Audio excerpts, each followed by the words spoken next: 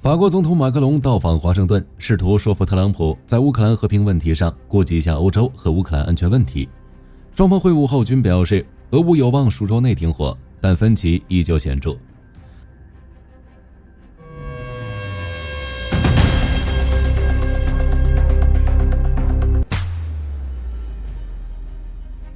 据法新社2月25日报道，马克龙和特朗普一起参加完七国集团领导人的视频会议后，举行双边会晤。特朗普与马克龙并肩而坐，说我们可能在几周内结束俄乌冲突。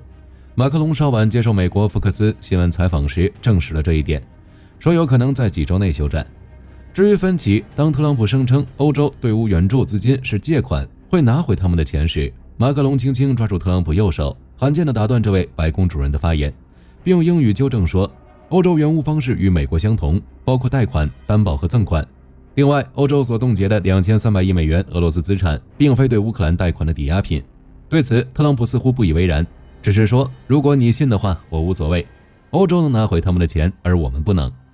对于特朗普和马克龙的对话，路透社解读称，特朗普希望通过美俄谈判尽快实现俄乌长期停火。马克龙的主张则更谨慎，先从临时停火开始，最终达成和平协议，且需包含对乌安全保证。马克龙说，任何协议都应维护乌克兰主权，和平不能意味着乌克兰投降，我们希望尽快和平，但我们不要一份苍白无力的协议。任何和平协议都必须能评估、检查并核实。虽然有分歧，但特朗普与马克龙这场会晤还是达成了，一旦俄乌签署和平协议，欧洲就可以向乌克兰部署维和部队的共识。在联合记者会上，马克龙说，欧洲已准备派遣维和部队，但该部队不会沿前线部署，也不会介入冲突，只是确保和平免遭破坏。他还补充说，围绕欧洲向乌克兰派维和部队，美国提供的支援尤为关键。马克龙表示，他将同英国首相斯塔默共同就此制定方案。对于欧洲向乌克兰派遣维和部队一事，特朗普表示赞同，说维和任务是件好事，并认为俄罗斯总统普京也会接受这一想法。但其实在前一天，普京接受俄罗斯国家电视台采访时就表示，欧洲国家可以参与旨在结束乌克兰危机的对话和谈判。此外，法新社还报道称，英国首相斯塔默25日在和马克龙通过电话后，赞扬了特朗普推动乌克兰持久和平的努力，同时他将于27日访美与特朗普会面。2月25日，法新社援引乌克兰一名高级官员的话报道称，乌克兰已接受与美国就矿产资源达成的新协议内容。据悉，该协议不含任何不利于基辅的条款，称美国方面已删除所有我们不满意的条款，特别是关于矿产资源为美国带来5000亿美元收入的条款。该官员还表示，乌克兰政府官员正在就协议的具体细节最后敲定。乌克兰总统泽连斯基可能会在28日访问华盛顿，并签署美乌矿产协议。路透社称，该协议已成为乌克兰获得美国支持的关键。有趣的是，对乌克兰矿产感兴趣的不只是美国。据法新社报道，欧盟繁荣与工业战略委员会斯特凡·塞乔内24日表示，他在与欧盟委员会主席冯德莱恩一同访问乌克兰首都基辅期间，向乌方提出一项协议，即如果欧盟与乌克兰达成一种双赢的合作关系，那么欧洲所需的30种关键原材料中有21种可以从乌克兰获得。塞乔内表示，这将实现双赢。此外，普京2月25日也在接受国家电视台采访时表示，俄罗斯愿意向美国提供在稀土金属领域合作的机会，并称俄罗斯稀土金属比乌克兰多。大家认为美国、欧盟在这场谈判中分别在充当什么角色？据英国《每日电讯报》2月24日报道，法国已准备利用其核威慑力量来帮助保护欧洲，即将具有核武器搭载能力的阵风战机部署到德国。法国空军有一支专门搭载战术核武的打击中队，最初是幻象4，1980年代以后交由幻象 2000N 战机负责。在幻象 2000N 退役后，如今是阵风战机担任核武打击的任务。阵风战斗机由法国达索航空公司研发，是一款双引擎、三角翼、高灵活性的中型多用途战机。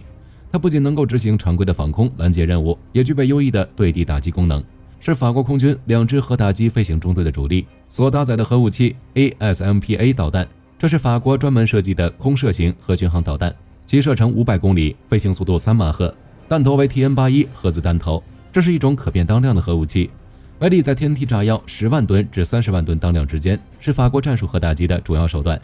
此外，由于 ASMPA 核巡航导弹将于2035年左右到达服役期限，于是，从2014年，法国就开始了新一代空射核巡航导弹的研制工作。新导弹被命名为 ASN-4G， 如今已进入测试阶段。据公开资料显示 ，ASN-4G 采用更流畅的弹体设计，具备一定隐身性能。所采用的冲压发动机将使其速度达到7至8马赫，预计2035年服役。不过，由于新导弹尺寸较 ASMPA 核巡航导弹更大，难以由阵风这样的中型战斗机携带，因此法国就和德国联手，计划在6代机项目 FCAS 中搭载该导弹，实现空机和平台现代化升级。截至目前，法国共拥有290枚核弹头。马克龙提议在德国部署核武战斗机，目的是为北约提供增强的核武能力，同时也是宣示欧洲具备自己的核威慑力量。以哈方面，据以色列第12频道电视台报道，在加沙第2阶段停火协议谈判之际，以色列临时更换了停火谈判团队的负责人。此前促使达成第1阶段停火协议的摩萨德局长戴维·巴尔内亚被换下，由以色列战略事务部部长罗恩·德尔默接任。新贝特负责人罗南·巴尔也不会参与第2阶段的停火谈判。据以色列媒体猜测，这次谈判可能不再只以安全为目的，还将涉及到外交因素。而德尔默与内塔尼亚胡关系较好，还曾在特朗普第1任期内担任以色列驻美国大使，因此符合作为谈判负责人的一系列条件。此外，据耶路撒冷邮报报道，当地时间2月20日，哈马斯在加沙南部的汉尤尼斯举行了被扣押人员的交换仪式，但哈马斯交出的却是4具遗体。哈马斯表示，这4名被扣押人员是在以军空袭下身亡，但遭到了普遍质疑。由此可以看出，加沙停火协议相当脆弱，随时都可能爆发新的战事。接下来，哈马斯还将释放6名被扣押人员，但在这次事件后，以色列已开始担忧这6人的健康状况。